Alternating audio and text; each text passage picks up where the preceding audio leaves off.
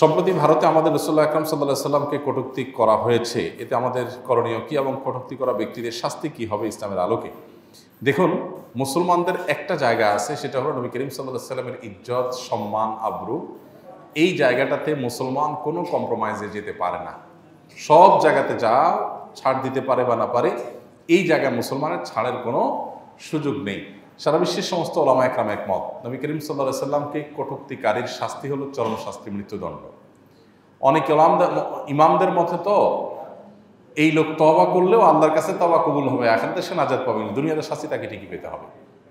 যদিও এর বিপরীত মত রয়েছে যে তওবা করলে আল্লাহ তাআলা তওবা কবুল করবেন সব অপরাধের মতো। বিষয়টা এতটাই জঘন্য যে তওবা করলে আখিরাতে আল্লাহ তওবা কবুল করবেন এবং সে জাহান্নামে হয়তো যাবে না, কিন্তু দুনিয়াতে তার শাস্তি ঠিকই কার্যকর কথা, একটা শক্তিশালী মত রয়েছে ওলামাদের। তো এই যে ব্যাপারটা প্রমাণ করে যে নবী সাল্লাল্লাহু আলাইহি সাল্লামের অবমাননার বিষয়ে মুসলমান সবচাইতে সিরিয়াস থাকবে। আর ভারতের যে পুরোহিত নবী করিম সাল্লাল্লাহু আলাইহি সাল্লাম সম্পর্কে কটূক্তি করেছে, তার বিরুদ্ধে আমরা দেখেছি যে মুম্বাইতে মানুষ জমায়েত হয়েছে, খুবই ফেটে পড়ছে। আমাদের দেশ থেকেও আমাদের আওয়াজ তোলা দরকার যে প্রিয় নবী সাল্লাল্লাহু আলাইহি সাল্লামের অবমাননা পৃথিবীর যে প্রান্তেই হোক না কেন, মুসলমান তার জন্য কষ্ট অনুভব করবে এবং তার ক্ষোভের কথা সে প্রকাশ করবে। তার সাধ্য অনুযায়ী সেই অন্যায়কে প্রতিহত করার, এর বিরুদ্ধে প্রতিবাদ করার সে চেষ্টা করবে। এটা আমাদের ঈমানের দাবি। নবী সাল্লাল্লাহু আলাইহি সাল্লাম বলেছেন, লা ইউমিনু আহাদুকুম হাত্তা আকুনা আহাব্বা ইলাইহি মিন ওয়ালাদিহি ওয়া ওয়ালিদিহি ওয়ান নাসি আজমাইন।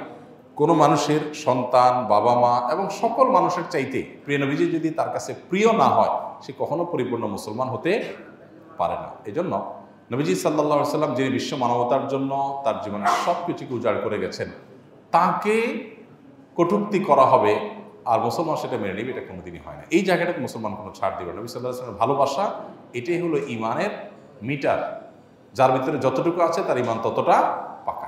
অতএব এই ব্যাপারে আমাদের প্রত্যেককে যার যার জায়গা থেকে প্রতিবাদ জানাতে হবে, সোচ্চার থাকতে হবে।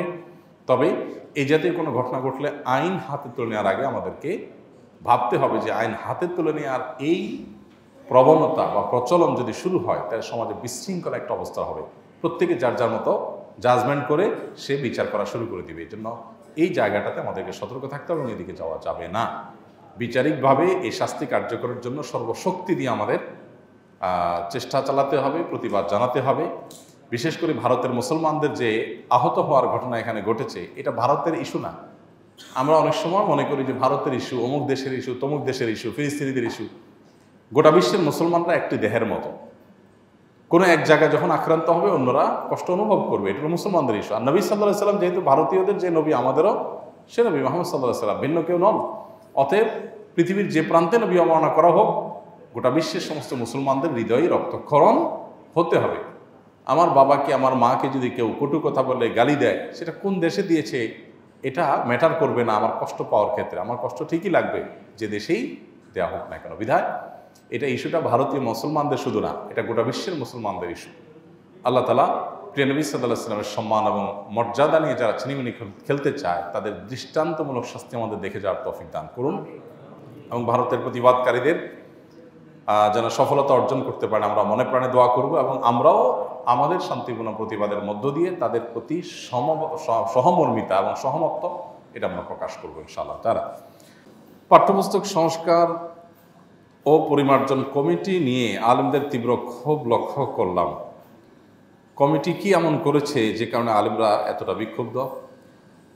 সত্যি বলতে আমাদের কোমলমতি শিশুরা তারা স্কুলে, মাদ্রাসায় কি বই পড়বে, এই পাঠ্যপুস্তক সংস্কার এবং পরিমার্জন করবার জন্য যে কমিটি করা হয়েছে, সেই কমিটির আসলে কোনো সিদ্ধান্ত এখন আমাদের কাছে আসেনি, যেটার কারণে ওই সিদ্ধান্ত নিয়ে বিতর্ক হবে। বিতর্কটা হলো যে এই কমিটিতে চিহ্নিত ইসলাম বিদ্বেষীরা রয়েছে।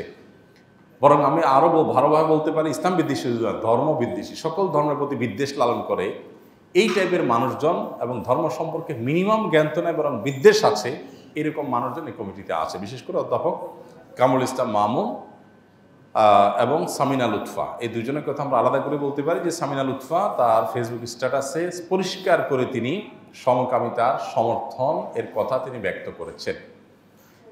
তো একজন মানুষ, তিনি যখন এদেশের প্রচলিত আইন, সংবিধান, এদেশের সকল ধর্মের মানুষের মূল্যবোধের বিরুদ্ধে যা দাঁড়িয়ে যায়, এরকম মানুষ কখনো এই দেশের মানুষের সন্তানরা কি পড়বে সেটা ঠিক করে দেওয়ার জন্য কখনো অথরাইজ ব্যক্তি হতে পারে না। এটা কোনো যুক্তিতেই হতে পারে না। এটা হলো চাপিয়ে দেওয়া। এবং সেই সাথে কামরুল ইসলাম মামুন এ ভদ্রলোকের নানা সময় ধর্মবিদ্বেষী নানা উক্তির কারণে সোশ্যাল মিডিয়াতে সমালোচনা হয়েছে, মানুষ বিক্ষুব্ধ।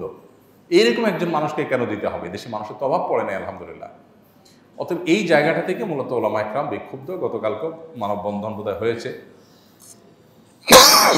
ওলামা একরাম বিভিন্নভাবে কথা বলছেন যে পাঠ্যপুস্তক সংস্কার পরিমার্জন কমিটিতে এ ধরনের চিহ্নিত ইসলাম বিদ্বেষীরা যাতে কোনো অবস্থাতে থাকতে না পারে তাদের জন্য অপসারণ করা হয়, সেই জন্য ওলামা একরাম দাবি তুলছেন। এবং দাবিটা খুবই যৌক্তিক দাবি। বিশেষ করে যে ছাত্র জনতার বৈষম্যবিরোধী ছাত্র আন্দোলনের মধ্য দিয়ে সরকার গঠিত হয়েছে, যার পিছনে দেশের সর্বস্তরের সাধারণ মানুষদের, ধার্মিক মানুষদের বিরাট অবদান আছে। বিশেষ করে চিটাং রোডে বসে আমরা কথা বলছি, এই যাত্রাবাড়ি সহ এই সাইডটাতে মাদ্রাসার ছাত্ররা যদি রাস্তায় নেমে না আসতো তাহলে হয়তো বা আজ যে পরিবেশ আমরা পেয়েছি এটা পাওয়াটা কঠিন হয়ে যেত। এর বাইরে শখানেকের মতো মাদ্রাসার ছাত্রের জীবন দিতে হয়েছে, 14 জন হাফেজকে জীবন দিতে হয়েছে। এত কিছুর পরও ধর্মবিদ্বেষীরা ঠিক করে দিবে আমাদের পাঠ্যপুস্তকে বাচ্চারা কি পড়বে না পড়বে, এটা কোনোভাবে মেনে নেওয়া যায় না। এই জন্য কামরুল ইসলাম মামুন এবং সামিনা লুৎফা এরা এমন কোনো ব্যক্তি না যে এরা পাঠ্যপুস্তক বিষয়ে এমন বিশেষজ্ঞ যে এদের ছাড়া কোনো বাংলাদেশে বিকল্প নাই।